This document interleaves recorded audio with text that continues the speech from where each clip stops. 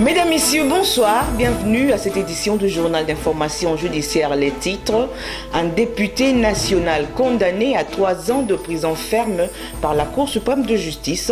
La haute cour reproche à Mohindo Nzangi d'outrage au chef de l'État, atteinte à la sécurité interne et incitation de la population à la révolte. Ses avocats dénoncent ce qu'ils qualifient de parodie de justice et parlent d'un procès politique. À la une également, cette mise au point du premier président de la Cour suprême de justice et président du Conseil supérieur de la magistrature avec les chefs des juridictions et président des tribunaux de Kinshasa.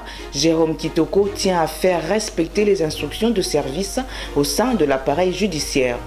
Et cette affaire au tribunal de commerce de la Gombe, l'ancien ADG de la SONAS, empêtré dans une affaire de justice pour n'avoir pas été en mesure de rembourser un prêt de 700 000 $ américains auprès d'une banque. Herman Bogno est sur le point de perdre ses immeubles hypothéqués pour cette créance. Dans sa réflexion, Freddy Monsois parle du droit de préemption, ce droit ignoré de tous. Conséquence, même les locataires sur les contrats desquels la préemption est inscrite n'en jouissent pas pleinement. Invité du journal, professeur Boniface Kabissa, criminologue. Avec lui, on parle de la criminalité juvénile, un sujet qui reste au centre des débats dans la ville de Kinshasa. Voilà tout pour les titres et merci de nous faire confiance.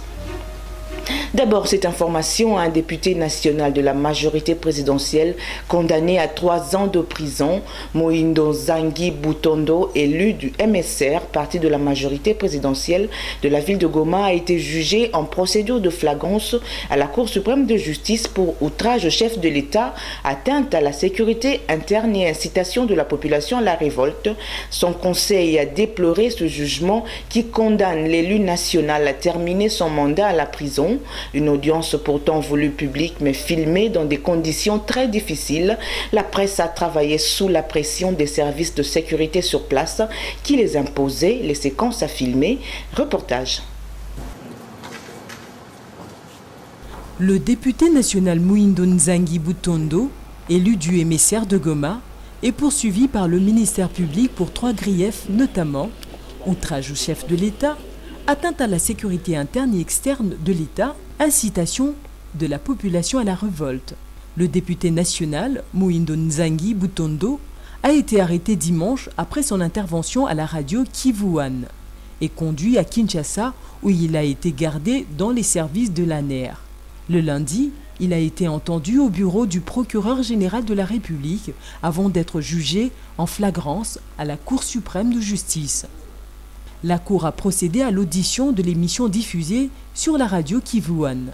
Le ministère public, dans son réquisitoire, sollicite de la Cour de confirmer les infractions mises à sa charge, de condamner le prévenu à 20 ans de servitude pénale, car selon l'organe de la loi, cette intervention à la radio Kivu One remplie d'insinuations pour inciter la population à la révolte.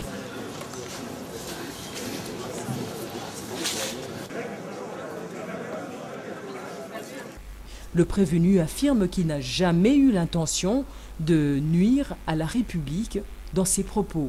Les avocats conseils du député du MSR soutiennent que les infractions mises à sa charge ne sont pas prouvées ni fondées. Par conséquent, ces avocats ont demandé son acquittement.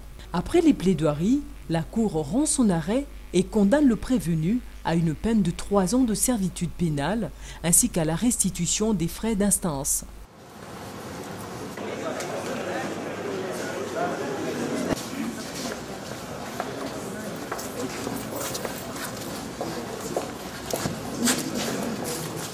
Très abattue face à ce verdict, la partie prévenue déplore le sort réservé à la Cour suprême de justice aux députés. C'est très grave pour nous tous, pour la démocratie de la République. Et ça, c'est un député national qui est condamné uniquement pour une émission de radio. Et une émission qui a été auditionnée en audience publique. Audience publique où la presse a entendu, le public a entendu, tous les députés ont entendu. C'est difficile. J'ai appris à ne pas utiliser des mots durs, mais c'est révoltant. Le prévenu a été conduit dans le lieu de détention après 10 heures d'audience. Le parti du député Mohindo crie à la parodie de justice. Le MSR annonce la suspension de ses activités politiques au sein de la majorité présidentielle. Dans son intervention sur Kivu One, Mohindo Nzangi avait appelé les rebelles du M23 à déposer les armes pour la consolidation de la paix dans le Nord Kivu et à la population de prendre ses responsabilités. Rappel à l'ordre du premier président de la Cour suprême de justice et président du Conseil supérieur de la magistrature, Jérôme Kitoko Kimpele, a tenu la semaine dernière une réunion de travail dans son cabinet avec les 2 chefs de juridiction et les présidents des tribunaux pour chaque ressort. Le premier président de la Cour suprême de justice a rappelé à chaque magistrat les instructions de service, principalement l'heure du début des audiences et le délai des prononcés des jugements. Ce délai est de 30 jours pour les matières civiles et de 10 jours pour les matières pénales. Thérèse Massengo et Soem Bongo.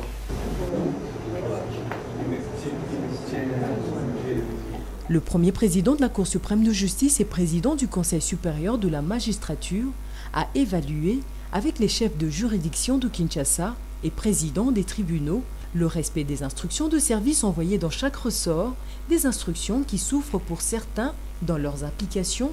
Les heures de début d'audience ne sont pas respectées. Le délai de prononcer des jugements, 30 jours pour les matières civiles et 10 jours pour les affaires pénales. Autant de questions qui inquiètent. Les chefs des juridictions promettent à leur tour de veiller à l'exécution de ces instructions avec beaucoup de rigueur. Généralement, lorsqu'on vient d'être nommé comme chef de juridiction, on ne travaille pas selon soi-même. C'est selon les instructions de la hiérarchie. Et c'est dans ce sens que le chef nous a réussi pour nous rappeler les instructions. Pour les anciens chefs de juridiction, il les a rappelés aux anciennes circulaires qu'il avait déjà signées. Et en leur demandant d'ailleurs de constituer une sorte de fardeau de classeur qui contient l'ensemble des instructions. La réunion, c'est une réunion de travail au cours de laquelle le chef a informé que très prochainement, il compte organiser une tournée à travers la République pour les rappels des instructions de service.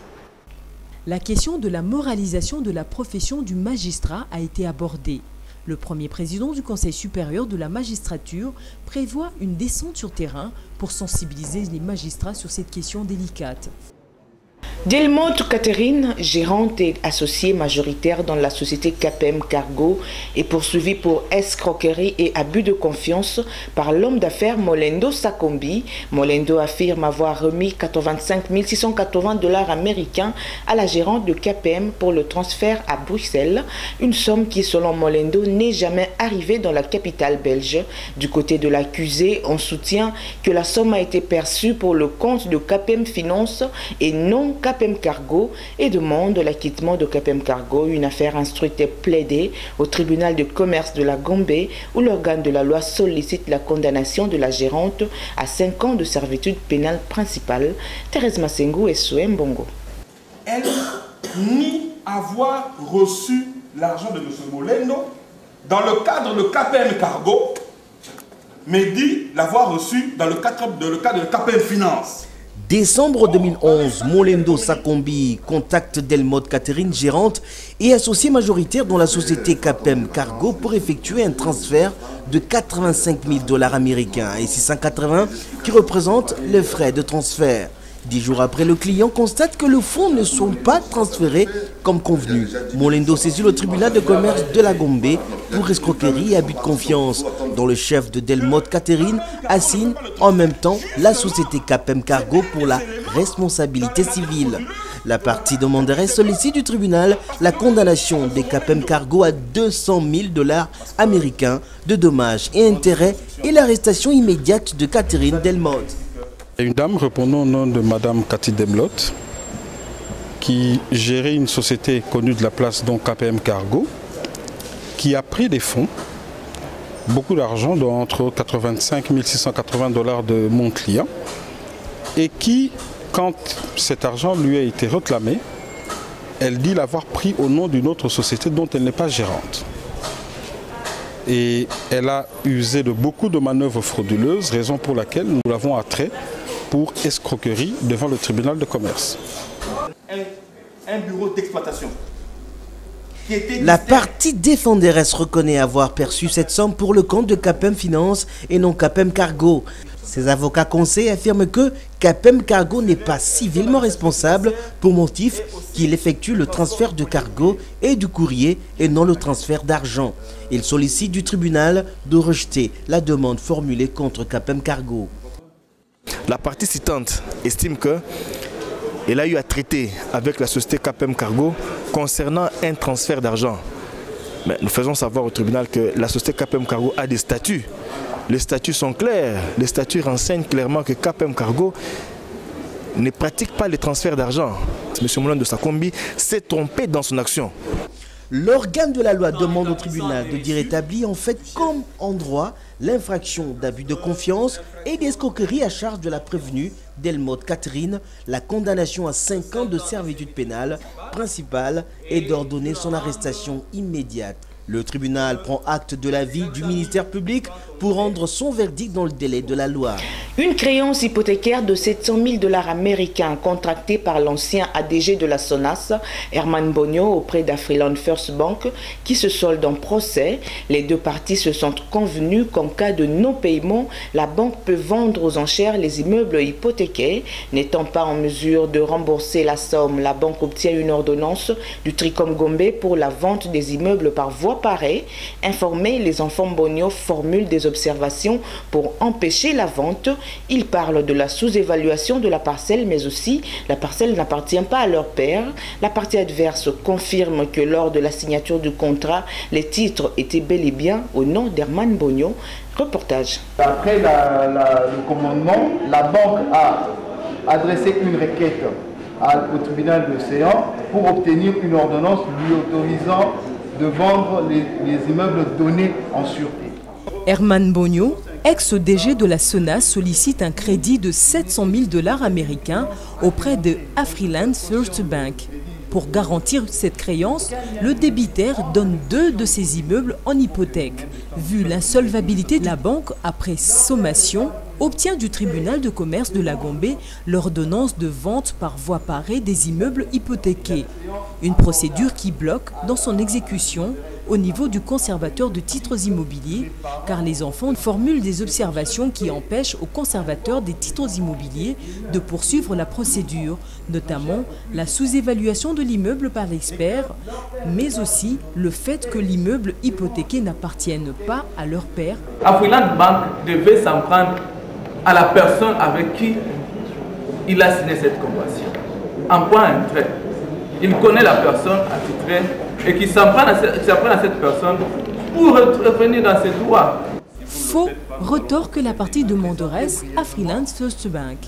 Ses avocats conseils soutiennent que ces observations sont des manœuvres dilatoires pour empêcher que le conservateur des titres immobiliers exécute la vente. Il sollicite du tribunal le rejet de ces observations et d'ordonner au conservateur de titres immobiliers de procéder à la vente. La banque a saisi le tribunal, le président du tribunal, en produisant toutes les pièces, qui a estimé que la banque était en droit d'obtenir une ordonnance ordonnant au conservateur de procéder à la vente. Après plaidoirie, le tribunal procède à la communication des pièces au ministère public pour son avis par écrit dans le délai. Encore et toujours des relations tendues entre bailleurs et locataires. Songoza Tcheli, bailleur, a trait son locataire Joël Billet-Chetter pour avoir accumulé 10 mois d'arriérés de loyer et résiliation du contrat de bail. La locataire Billet fait preuve d'honnêteté scrupuleuse en reconnaissant les faits mis à sa charge et sollicite une mesure de grâce pour lui permettre de régler ce litige. Elle affirme avoir connu des difficultés qui ne lui ont pas permis de s'acquitter de ses obligations. Récit signé Thérèse Msengu et Soué Mbongo. C'est incongru, Monsieur le Président, de demander la garantie locative tout en demandant la résiliation du contrat. Parce qu'ils viennent par devant pour faire constater la résiliation de plein droit de contrat pour une exécution fautive de ces contrats. Un conflit entre locataires et bailleurs qui oppose Sunguza Seli, bailleur, et Joël Billet-Chetter, locataire. Sunguza Seli, le bailleur, saisit le tribunal de commerce de la Gombe pour une action en résiliation de contrat de bail, déguerpissement et paiement de dommages et intérêts auprès de son locataire Joël Billet-Cheter, directrice à l'agence F4. Depuis septembre 2012 jusqu'au mois de juin 2013, Joël Billet ne paye plus le loyer. Le bailleur l'accuse aussi d'avoir violé les dispositions du contrat de bail en sous-louant la maison et pourtant la loi ne permet pas aux locataires de sous-louer la maison. Nous avons monté les chiffres. Ça part du mois de septembre 2012 jusqu'au mois de juin 2013. Si cela a été demandé de manière exagérée, qu'ils nous disent qu'effectivement, en produisant bien sûr les pièces justificatives, en disant que nous voilà, contrairement à ce que les demandeurs soutiennent, voilà, ma cliente reconnaît qu'il y a autant de mois qu'elle doit à M. Sunguza. La défenderesse Joël Billet fait preuve de probité morale en reconnaissant les faits. Pour la partie défenderesse, le bailleur ne peut pas réclamer en même temps les dommages et intérêts, le déguerpissement. Elle sollicite du tribunal un délai de grâce de 6 mois pour lui permettre de payer les arriérés de loyer. Madame Joël Billet-Cheter n'a jamais refusé de payer cette somme. Ce sont des affaires et les affaires connaissent toutes des moments de haut et de bas. C'est ce que nous avons tenté de montrer au tribunal et de demander donc au tribunal qu'en lieu et place de consacrer à la résiliation du contrat ou au paiement forcé, à l'exécution forcée de ces paiements, il vaut mieux accorder à Madame Joël Billet-Cheter un temps de répit, c'est-à-dire un délai de grâce pour lui permettre de pouvoir s'acquitter de toutes ses créances. Le ministère public demande au tribunal de faire droit en résiliant le contrat de bail, alloué de dommages et intérêts proportionnels, mais se réserver par rapport au déguerpissement, étant donné l'élégance de la partie défenderesse à reconnaître les faits. Après plaidoirie et avis du ministère public, le tribunal prend l'affaire en délibéré pour se prononcer le 27 août prochain. 2 jeunes frères sont en conflit sur une parcelle dans la commune de Bandalungwa. Louaka Kachama se dit propriétaire de la dite parcelle qu'il a acquise du vivant de son père. Des arguments balayés par Roger Kachama qui soutient que la parcelle querellée appartient à tous les héritiers. Au premier degré, Louaka Kachama avait été condamné par défaut. Il vient en appel pour demander la reformulation de l'œuvre du premier juge et confirmer les titres des propriétés qu'il détient. Doramazol, les Souembongo. Sur le motif, sur le moyen soulevé par la partie prévenue, nous sommes, Monsieur le Président, qu'en matière répressive, la compétence du tribunal est triplement définie. Conflit de famille qui porte sur un bien successoral, en l'occurrence une parcelle située dans la commune de Bandalungwa. Louaka Kachama David affirme avoir bénéficié d'une parcelle du vivant de son père. Il brandit pour cela un certificat d'enregistrement. Au premier degré, au tribunal de paix du pont Kassavoubou, ces derniers étaient condamnés par défaut. Non satisfait, Louaka Kachama David vient en appel au tribunal de grande instance de Kalamou afin de reformuler l'œuvre du premier juge et la confirmation du titre de propriété. Nous attendons que le TG quand même puisse nous départager par un jugement avant d'y recevoir parce que nous avons eu à relever, n'est-ce pas, ce que nous appelons en droit techniquement des préalables, qui du reste pourrait mettre fin, n'est-ce pas, à l'action initialement diligentée à sa charge par devant les tribunaux de paix pour Kassavoubou. La partie adverse Kachama Roger rejette en bloc ses arguments. Elle soutient que la parcelle querellée appartient à tous les héritiers. Kachama Roger affirme également que le certificat d'enregistrement brandi par son frère est un faux. Parmi les héritiers, à la personne de M. Kachama David, s'est fait fabriquer un faux certificat d'enregistrement pour transformer la parcelle laissée par leur défunt père au nom de tous les enfants en son nom propre. Le certificat d'enregistrement, c'est un faux parce qu'il porte les numéros un numéro cadastral d'une parcelle qui est située dans la commune de Kassavoubou. L'organe de la loi, dans son avis, demande au tribunal la confirmation de l'œuvre du premier juge. Le tribunal prend acte de l'avis de l'organe de la loi et promet de rendre son verdict dans le délai légal. Une action en dédommagement initiée par une employée des établissements Chinka au tribunal de grande instance de la Gombe envers son employeur Gabriel Kolomoni se transforme en citation directe au tribunal de paix de la Gombe. L'employeur de Florence Nzeba accuse son ex-employé de tentative d'escroquerie, imputation dommageable, usage de faux pour une dénonciation que l'ex-employé des établissements Chinka a faite au tribunal de grande instance de la Gombe réclamant le paiement de ses indemnités des soins médicaux et des comptes finales. Des précisions avec Thérèse Massengou et Souembongo.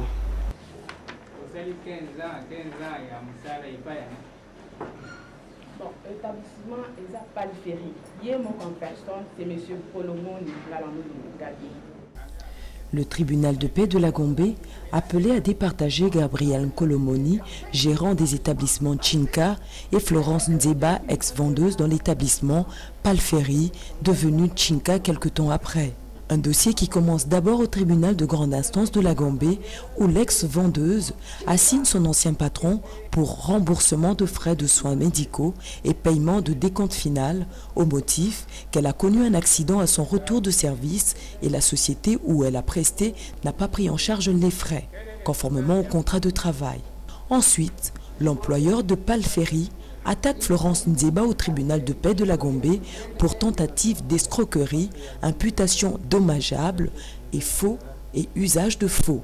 Selon les avocats conseils de l'employeur, Florence devrait citer au TGI Gombe les établissements Chinka où elle travaillait et non Palferi. Qui est votre client? C'est Kolomoni. Et la relation entre la partie citée... Elle a travaillé chez l'établissement Chinga. À notre niveau, nous ne pouvons pas confondre l'établissement et l'appellation boutique. Ici, partout, c'est boutique. Mais quand on parle de l'établissement, c'est lié à l'individu. Notion élémentaire. La partie prévenue, Florence, affirme qu'elle a travaillé aux établissements Palferi, devenus aujourd'hui Chinka. Ses avocats conseils précisent que les moyens soulevés par l'employeur sont des manœuvres dilatoires pour échapper au remboursement de frais de soins médicaux et de son décompte final. Les avocats conseils de la partie prévenue brandissent alors une correspondance signée par le gérant Kolomoni pour le compte des établissements Palferi. Boutique, établissement, quelle valeur juridique? Tout comme on peut dire boutique, tout comme on peut dire établissement. C'est lui qui est le responsable, parce que dans cette lettre, la lettre est adressée à madame qui? À madame Nzeba, à la boutique Palferi. Et lorsque vous allez à la fin, c'est le responsable de la boutique Palferi qui signe. Aujourd'hui, on va s'échapper. L'avis du ministère public n'a pas été donné sur le banc, étant donné que l'instruction du dossier est encore en cours. Le tribunal de Séan renvoie l'affaire à 2 semaines pour continuer l'instruction de 2 autres infractions, notamment la tentative d'escroquerie et le faux et usage de faux à charge de la prévenue. Un autre conflit parcellaire oppose la succession Zimbi et la société Nganzali Housing, ainsi que Patricia Bangouli, gérante et associée au sein de la dite société. Les 2 parties se disputent l'authenticité du certificat d'enregistrement, un jugement déjà rendu au premier degré en faveur de la société Nganzali Housing et sa gérante et associée Patricia Bangouli. La succession vient en appel pour que le tribunal de grande instance de la Gombe puisse reformuler l'œuvre du premier juge. Thérèse Massengou et Souembongo. La société Nganzali Housing, personne morale. Les actes uniformes au Rwanda disent que une personne morale est toujours représentée par une autorité attitrée. Le conflit porte sur la parcelle située sur l'avenue Cocotier dans la commune de la Gombe. Au premier degré, Mbangouli Patricia, gérante et associée dans la société Nganzali Housing, sont poursuivis pour faux et usage de faux sur le certificat d'enregistrement de la dite parcelle. Jugement rendu au premier degré en faveur de Bangouli Patricia et la société Nganzali Housing. Le premier juge, en son temps, avait rendu une décision qui les acquittait pour motif que le certificat d'enregistrement qu'ils détiennent, qualifié de faux, est authentique. nous sommes dans une procédure d'appel en matière pénale où mes clients ont été acquittés au premier degré. La partie citante au premier degré a formé appel et qui, à l'audience d'aujourd'hui, nous avons demandé à ce qu'on puisse plaider sur le fond de l'affaire qui concerne une parcelle qui est ici à Gombe. Mais la partie appelante a refusé, demandant à ce qu'on puisse faire comparaître d'autres personnes et qu'on puisse lui donner le temps de lire le rapport de l'expert qui a été requis par le tribunal et qui a déposé son rapport. La partie appelante parle de mal jugé manifeste. Ses avocats conseils précisent qu'il y a chevauchement entre deux certificats d'enregistrement et sollicitent du tribunal la comparution personnelle de Patricia Mbangouli, gérante et associée au sein de la société Nganzali Housing.